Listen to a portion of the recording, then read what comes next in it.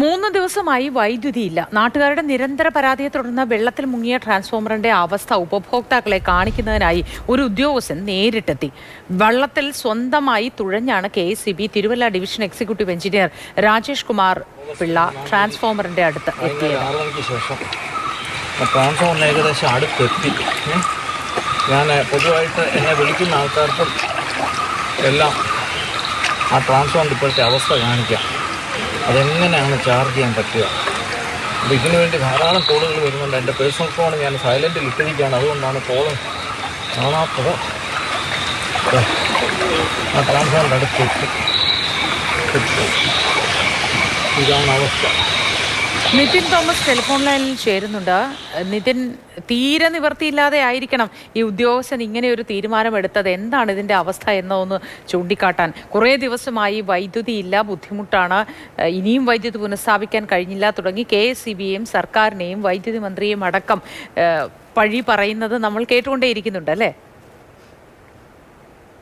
ഈ ഒരു വെള്ളപ്പൊക്ക സമയത്തും മഴ സമയത്തും ഏറ്റവും കൂടുതൽ ദുരിതം അനുഭവിക്കുന്ന, അല്ലെങ്കിൽ ഏറ്റവും കൂടുതൽ നാട്ടുകാരുടെ ഭാഗത്തു നിന്ന് പഴി കേൾക്കുന്ന ഒരു വകുപ്പ് എന്ന് പറയുന്നത് അത് KEB ആണ്. പലപ്പോഴും അവരുടെ ഒരു നിസ്സഹായാവസ്ഥയും ദുരവസ്ഥയും നാട്ടുകാരോ അല്ലെങ്കിൽ ജനപ്രതിനിധികളോ ഒന്നും തന്നെ കാണാറില്ല, വിലയിരുത്താറില്ല. പക്ഷേ അത്തരം സന്ദർഭങ്ങളിലാണ് ഇത്തരം ഉദാഹരണങ്ങൾ നമുക്ക് ചൂണ്ടിക്കാട്ടേണ്ടി വരുന്നത്. തിങ്കളാഴ്ച വൈകിട്ടാണ് ഇത്തരത്തിലൊരു സംഭവം ഉണ്ടായത്.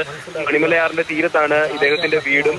അതേസമയം ഈ ഭാഗങ്ങളിൽ ജോലി ചെയ്യുന്നവരൊക്കെ മറ്റ് സ്ഥലങ്ങളിൽ നിന്ന് വന്ന് ജോലി ചെയ്യുന്നവരാണ്. അപ്പോൾ ഇവർക്ക് ഈ ഉദ്യോഗസ്ഥൻ രാജേഷ് കുമാർ പിള്ള തന്നെ ടെലിഫോൺ ലൈനിൽ ചേരുന്നുണ്ട്. അദ്ദേഹത്തോട് സംസാരിക്കാം. ശ്രീ രാജേഷ് കുമാർ പിള്ള, മാതൃഭൂമി ന്യൂസിലേക്ക് സ്വാഗതം. താങ്കൾ ഏത് ഘട്ടത്തിലാണ് ഇത്തരം ഒരു വീഡിയോ എടുത്തത് എന്ന് മനസ്സിലാവുന്നുണ്ട്. ഇതാണ് അവസ്ഥ എന്നിരിക്കിൽ പോലും ഒരുപാട് പേർ വിളിച്ച് ആവശ്യപ്പെടുന്നുണ്ട് വൈദ്യുതി പുനഃസ്ഥാപിക്കണം എന്നത്. അങ്ങനെയാണ് നിരന്തരം ഈ ആവശ്യം ഉയർന്നതിനെ തുടർന്നാണ് ഈ വീഡിയോ എടുത്ത് പ്രസിദ്ധപ്പെടുത്താൻ തീരുമാനിച്ചതെന്നാണ് മനസ്സിലാക്കുന്നത്. എന്താണ് താങ്കൾക്ക് പറയാനുള്ളത്? നമസ്കാരം. വളരെ സന്തോഷമുണ്ട്. ഒട്ടുമുക്ക സമയങ്ങളിലും പഴികൾ മാത്രം കേൾക്കുന്ന ഒരു ജനവിഭാഗമാണ്, അല്ലെ ഒരു ഉദ്യോഗാംഗമാണ് KEB. കൈയും മയും മറന്ന് ഈ പ്രതിസന്ധി ഘട്ടത്തിൽ നമ്മൾ വൈദ്യുതി എത്തിക്കാൻ പരമാവധി ജനങ്ങളുടെ ഭാഗത്തുനിന്നും മറ്റ് ആൾക്കാരുടെ ഭാഗത്തുനിന്നും വേണ്ടത്ര ഒരു സഹകരണമോ സപ്പോർട്ടോ നമുക്ക് ലഭിക്കുന്നില്ല. ഇപ്പൊ ഇത് തന്നെ നിരന്തരമുള്ള ഫോൺ കോളുകൾ ഇങ്ങനെ തുടർച്ചയായിട്ട് വന്നുകൊണ്ടിരിക്കുകയാണ്. ഇപ്പൊ ഇന്നലെ രാത്രിയൊന്നും നമ്മൾ ഉറങ്ങിയിട്ടേ ഇല്ല. ആ സമയത്ത് ഇതിന്റെ യഥാർത്ഥ സ്ഥിതി ഫോണിൽ കൂടെ മറുപടി പറഞ്ഞിട്ട് ജനങ്ങൾക്ക് മനസ്സിലാകുന്നില്ല, ജനപ്രതിനിധികൾക്ക് മനസ്സിലാകുന്നില്ല, മറ്റ് രാഷ്ട്രീയക്കാർക്ക് മനസ്സിലാകുന്നില്ല. ആ സമയത്ത് ജീവനക്കാരെ വിടാമെന്ന് വെച്ചാൽ ഞങ്ങളുടെ ഇവിടെയൊക്കെ ജോലി ചെയ്യുന്ന ഒട്ടുമുക്ക ജീവനക്കാരും വെള്ളമില്ലാത്ത പ്രദേശത്തുനിന്ന് മറ്റു സ്ഥലത്തുനിന്ന് വന്ന് ജോലി ചെയ്യുന്നവരാണ്. അവർക്ക് ഈ വെള്ളം വലിയ ഭയം ജനിപ്പിക്കുന്നതാണ്. അപ്പോഴ് എൻ്റെ സുഹൃത്ത് വിനോദിന്റെ വള്ളം വാങ്ങിച്ച് അദ്ദേഹമാണ് ഇത് ഷൂട്ട് ചെയ്തത്. ഞാൻ അവിടെ പോവുകയും ആ ട്രാൻസ്ഫോമറിന്റെ അവസ്ഥ നേരിട്ട് കണ്ട് ബോധ്യപ്പെടുകയും അത് ഈ വിളിച്ചവർക്കെല്ലാം ഈ വീഡിയോ ഇട്ട് കൊടുക്കുകയും അപ്പം കൂട്ടുകാർ പറഞ്ഞു ഫേസ്ബുക്കിൽ എല്ലാവരും കാണട്ടെ ട്രാൻസ്ഫോമറിന്റെ അവസ്ഥ. അങ്ങനെയാണ് ഞാൻ ഇതിന് തുനിഞ്ഞത്. എൻ്റെ വീട്ടിൽ വെള്ളം കയറി കിടക്കുകയാണ്. ഞാൻ രാവിലെ ക്ലീനിങ്ങിലാണ്. അപ്പം വൈദ്യുതി ബോർഡിന്റെ എല്ലാ ജീവനക്കാരും വളരെ ആത്മാർത്ഥമായിട്ട് ജോലി ചെയ്യുന്ന ഈ സമയത്ത് ഞങ്ങളെ പരിപൂർണമായിട്ട് സപ്പോർട്ട് ചെയ്യണം. ജനങ്ങളും ജനപ്രതിനിധികളും രാഷ്ട്രീയക്കാരും യാതൊരു വകഭേദവും ഇല്ലാതെ ആണ് ജോലി ചെയ്യുന്നത്. ഭക്ഷണം ലഭിക്കുന്നില്ല, പക്ഷെ ഞങ്ങൾ അതൊന്നും മറന്നാണ്. ഇന്നലെ രാത്രി 11 മണി 12 മണിക്ക് ഞങ്ങളുടെ ജീവനക്കാർ ഫീൽഡിലാണ്. അപ്പം അത് മനസ്സിലാക്കി ഏതായാലും മാതൃഭൂമി ചാനൽ ഈ ഒരു വാർത്ത പ്രസിദ്ധീകരിച്ചതിൽ അങ്ങേയറ്റം നന്ദിയും കടപ്പാടുമുണ്ട്. തുടർന്ന് വൈദ്യുതി ബോർഡിന്റെ ഭാഗത്തു നിന്ന് എല്ലാവിധ സഹകരണങ്ങളും എത്രയും പെട്ടെന്ന്.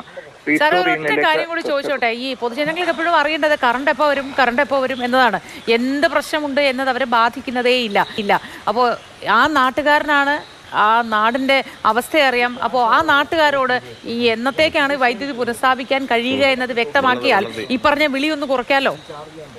ഈ പറയുന്ന ട്രാൻസ്ഫോമർ ഉൾപ്പെടെ ഇന്ന് 90% ഏരിയയിലും സപ്ലൈ പുനഃസ്ഥാപിക്കും എന്നുള്ള കാര്യം മാതൃഭൂമി ചാനലിൽ കൂടെ തിരുവല്ല ഡിവിഷനിൽ നിന്ന് ഞാൻ ആധികാരികമായിട്ട് പറയുന്നുണ്ട്. കാരണം നമ്മളിത് ഓരോ അരമണിക്കൂറിലും അവലോകനം ചെയ്യുന്നു. എല്ലാ എമാരും എല്ലാ എക്സിമാരും ഞാനും ഉൾപ്പെടെ ജീവനക്കാരുൾപ്പെടെ അവലോകനം ചെയ്തുകൊണ്ടിരിക്കുകയാണ്. ഏതൊക്കെ നമുക്ക് ചാർജ് ചെയ്യാം, എവിടെ ഓഫ് ചെയ്യണം. കാരണം ഒരു അപകടം പറ്റി ചാർജ് ചെയ്ത് ഒരു അപകടം പറ്റിയാൽ ഈ പിക്ചർ അങ്ങ് മാറും. ഒരു ജീവൻ നഷ്ടപ്പെട്ടാൽ പിക്ചർ മാറും. നമ്മൾ മനസ്സിലാക്കേണ്ടത് ഞങ്ങളുടെ സപ്ലൈക്ക് യാതൊരു ബുദ്ധിമുട്ടുമില്ല. എല്ലാ ട്രാൻസ്ഫോമറിലേക്കും സപ്ലൈ എത്തിക്കാനുള്ള സംവിധാനം റെഡിയാണ്, നമ്മൾ ഓൾറെഡി റെഡിയാക്കി കഴിഞ്ഞു. പക്ഷെങ്കിൽ ട്രാൻസ്ഫോമർ ചാർജ് ചെയ്യുമ്പോൾ അതിന്റെ ഫ്യൂസും LT കമ്പികളും ചില വീട്ടിൽ കൊടുത്തിരിക്കുന്ന വൈദ്യുതി കണക്ഷനുകൾ വെള്ളത്തിനടിയിലാണ്. അപ്പൊ ചാർജ് ചെയ്ത് കഴിഞ്ഞാൽ ഇത് അപ്പോഴേ അപകടത്തിലേക്ക് നയിക്കും. അപ്പൊ ഈ കണ്ട ട്രാൻസ്ഫോമർ ഉൾപ്പെടെ ഇന്ന് 5 മണിക്കുള്ളിൽ ചാർജ് ചെയ്യും. ജീവനക്കാർ ഫീൽഡിൽ രാവിലെ 7 മണി മുതൽ ലൈവായിട്ടുണ്ട്. ഇന്ന് 90% ചാർജ് ചെയ്യും, ബാക്കിയുള്ളത് നാളെ ചാർജ് ചെയ്യും. പ്രൊവൈഡഡ് കാലാവസ്ഥ ഇതുപോലെ തന്നെ തുടരുകയാണെങ്കിൽ മാത്രം. ശരി.